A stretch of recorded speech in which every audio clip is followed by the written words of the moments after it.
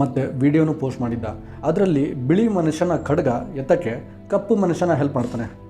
ಅದರಲ್ಲಿ ಕ್ಯಾಪ್ಷನ್ ಬರೆದಿದ್ದ, ರೇಸಿಸ್ಟ್ ಸೊಸೈಟಿಯಲ್ಲಿ ನಾವು ಬರೀ ನಾನ್ ರೇಸಿಸ್ಟ್ ಆಗಿದ್ದರೆ ಸಾಲದು, ನಾವು ಆ್ಯಂಟಿ ರೇಸಿಸ್ಟ್ ಆಗಬೇಕು ಅಂತ ಬರ್ತಿದ್ದ. ಇದಾದಮೇಲೆ ಖಾಬಿ ಮತ್ತೆ ಸ್ಟೋರಿ ಹಾಕ್ತಾನೆ, ನಾನು ನೋಡ್ತಿದ್ದೀನಿ ಬಹಳಷ್ಟು ಜನ ಹೇಳ್ತಿದ್ದಾರೆ ನೀನು ಈ ವಿಡಿಯೋ ಮಾಡಿದ್ದಕ್ಕೆ ನಾನು ಅನ್ಫಾಲೋ ಮಾಡ್ತಿದ್ದೀನಿ ಅಂತ. ನಾನು ಕೇರ್ ಮಾಡಲ್ಲ ಇದಕ್ಕೆ.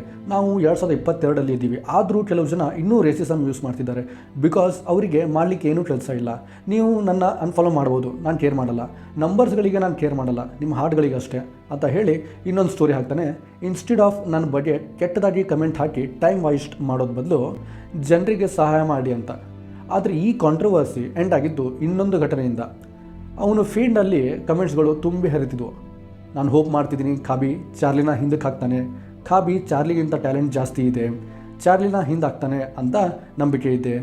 ಸೊ ಈ ಚಾರ್ಲಿ ಡಮೆಲಿಯೋ ಒಬ್ಬಳು ಟಿಕ್ಟಾಕ್ನ ಮೋಸ್ಟ್ ಫಾಲೋಡ್ ಇನ್ಫ್ಲೂಯೆನ್ಸ್ ಇದ್ಲು. ಆದರೆ ಖಾಬಿ ಅವಳಿಗಿಂತ ಬರೀ 4 ಮಿಲಿಯನ್ ಫಾಲೋವರ್ಸ್ ಅಷ್ಟೇ ಹಿಂದೆ ಇದ್ದ.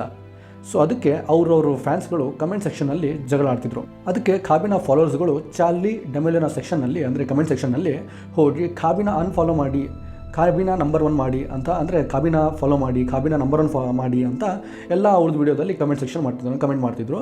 ಸೊ ಚಾರ್ಲಿ ಡಮೆಲಿಯೋನ ಫ್ಯಾನ್ಸ್ಗಳು ಹೇಳ್ತಿದ್ರು,